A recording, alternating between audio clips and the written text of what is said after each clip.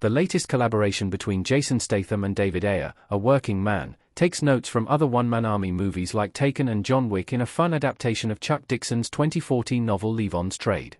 A Working Man debuted to positive Rotten Tomato scores, continuing a hot streak for star Jason Statham, and while it won't be getting any Oscar nominations, it's a well-executed iteration of Statham's typical action fare. It also stars Michael Pena and David Harbour, while Sylvester Stallone developed the screenplay with Ayer and acts as a producer on the movie. Like several of Statham's characters, Levon Cade works a new profession despite a decorated past as an elite paramilitary soldier. In A Working Man, he is a much-loved construction crew chief who works for a family-focused businessman, Pena, to whom he is loyal, and who is aware of his professional background. He is called into action when his boss daughter is kidnapped by human traffickers, and he begins to slash, punch, and shoot his way through a local sect of the Russian mafia in pursuit of information. However, as he manipulates and mows down mobsters, he provokes the wrath of the Brotherhood, the greater mafia entity that oversees the trafficking and drug operations that Levon has disrupted. That prompts them to send their own maniacal hitmen after him, leading to a showdown between Levon and the combined might of the local dealers and hitmen at the trap house where his boss daughter is being held. Jason Statham as Levon Cade holding a sledgehammer in A Working Man. Related. A Working Man review. You'll laugh and cheer as Jason Statham fights his way through bad guys in mindless actioner with franchise potential. Fans of Jason Statham will laugh and cheer as the one-man army beats his way to victory in this movie that's light on story but heavy on action. Why the Brotherhood let Levon live? Despite killing many henchmen, Leon is allowed to leave with Jenny. Jason Statham holding a grenade in A Working Man. As Leon indiscriminately killed his way through the mobsters, he disrupted the overall business of the local mafia sect. While he was not shy about only being after Jenny Garcia, played by Oriana Rivas, he killed enough low-level and mid-level henchmen to warrant the attention of the Brotherhood leadership. It was their decision to send Nestor and Carp, the two trench-coat-clad assassins, after Levon. They are the ones who track his identity and tie him back to his father-in-law's house, which they burn down in an attempt to draw him out. However, once the former military man kills not only the two hitmen at the trap house but everyone else associated with the Russian mobsters, the Brotherhood tells Yuri over the phone to let Levon go. Now that he had rescued the girl he was after, there was no reason to pursue him any further. There is no money in vengeance, especially with someone who has proven to be as dangerous as Levon, so it was in the organization's best interest to let Levon live in peace as opposed to erasing his entire bloodline, as Levon was once threatened. Why Yuri still wants to go after Levon? The mob boss has vengeance on his mind.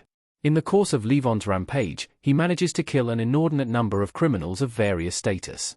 Several that he kills, including the underboss he slaps and drowns in his own pool, Jason Fleming, and the two thugs who he kills in the back of the van, were directly related to Yuri, his brother and sons, to be specific. In the final scenes of A Working Man, Yuri lets the Brotherhood leadership know that he still intends to go after Levon in order to avenge his dead family members, and follow through on killing Levon and those he loves. Why was Jenny Garcia kidnapped? Hers was a targeted abduction. Oriana Rivas as Jenny Garcia in A Working Man. The unusual modus operandi of Dimmy's trafficking operation led to Jenny's kidnapping. Viper and Artemis are responsible for taking pictures and videos of young girls at the club where Jenny and her friends were partying, and they send those images to prospective buyers who choose the girls that they want. From there, Viper and Artemis execute the abduction quietly, and the girls disappear. Jenny was selected by the slovenly Mr. Broward, who noted that she reminded him of a woman he had seen in a painting. That was the only reason. It had nothing to do with her father, his business, or any other significant connection. Fortunately, Jenny was able to fight Broward off in their first encounter by biting his face and disfiguring him, and Broward was killed by Levon before he ever got a second chance to torment her. How the ending of A Working Man sets up a sequel. Levon made at least one powerful enemy. Jason Statham aiming a rifle as Levon in A Working Man. The novel that A Working Man is based off of is actually part of Chuck Dixon's series that follows Levon Cade's exploits, not unlike Lee Child's Jack Reacher series. There is plenty of other source material to work from if A Working Man ends up being a significant enough hit at the box office to warrant a sequel. While that was the case with Ayer and Statham's previous action movie, The Beekeeper, it remains to be seen if A Working Man will land similarly with audiences. A Working Man did already sow the seeds of a franchise, fortunately. While the Brotherhood may want nothing more to do with Levon Cade, Yuri is clearly still out for blood. It seems fairly obvious that a direct sequel to A Working Man would focus on Yuri's pursuit of Levon Cade. It seems a given that he will try to go after his daughter Mary as well, given that Levon killed his sons and his brother. What the director has said about the ending of A Working Man. Ayer put emphasis on the characters. Jason Statham in A Working Man and David Ayer on the set of Bright custom image by Cooper Hood.